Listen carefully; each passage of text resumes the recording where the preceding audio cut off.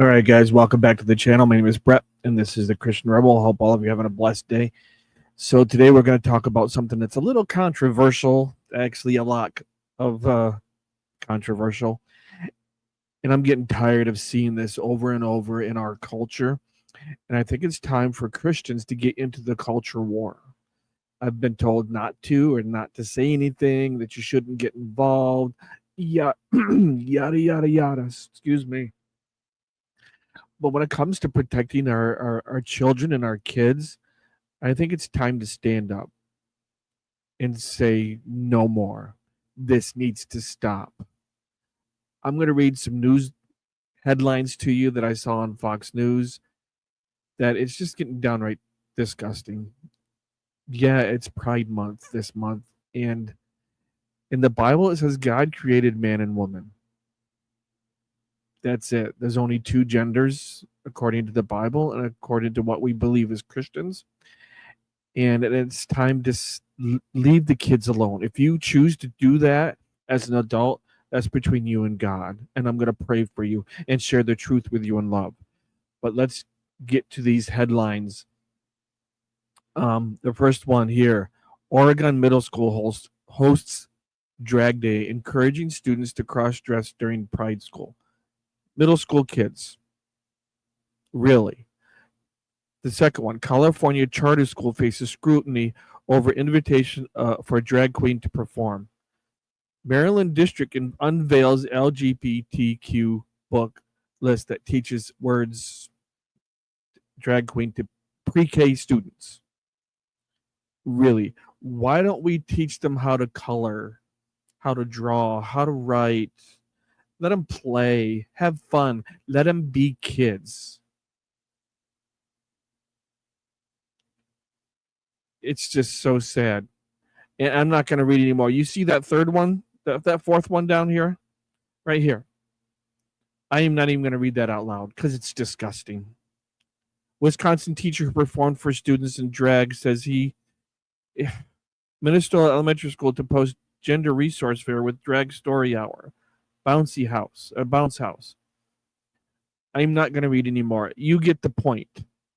What is happening in our culture, and it's time for us as Christians to say no more. If my kids who are adults now were still in school, I'd be pulling them out. I'd be doing something different if I had young kids. I'd be homeschooling them or sending them to a private school if I could afford it. Because public school is just getting super bad. And kids are very impressionable. And I'm tired of this. I got some Bible verses I'm going to read to you. Comes from the Open Bible. These verses can be found in the ESV version. Psalm 82, verses 3 through 4. Give justice to the weak and the fatherless. Maintain the right of the afflicted and the destitute. Rescue the weak and the needy. Deliver them from the hand of the wicked. Matthew 18:10. See that you do not despise one of these little ones, for I tell you that in heaven their angels always see the face of my Father who are in heaven. Matthew 18:6. But whoever causes one of these little ones who believe in me to sin, it would be better for him to have a great millstone fastened around his neck and to be drowned in the depth of the sea. Psalm 127:3. Behold, children are a heritage from the Lord, the fruit of the mother's womb, of the womb a reward. Ephesians 5:11. Take no part in the unfruitful works of darkness, but instead expose them. It's time for us as Christians to tell these teachers to say no more. We need to train up these kids in a right and righteous way. Kids are very impressionable.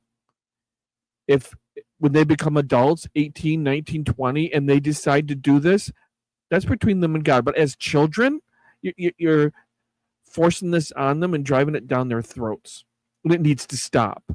I know this is a controversial topic, and it's part of the culture wars. You know what? When it comes to our children, we need to protect them. We need to fight for them and say no more. This needs to stop.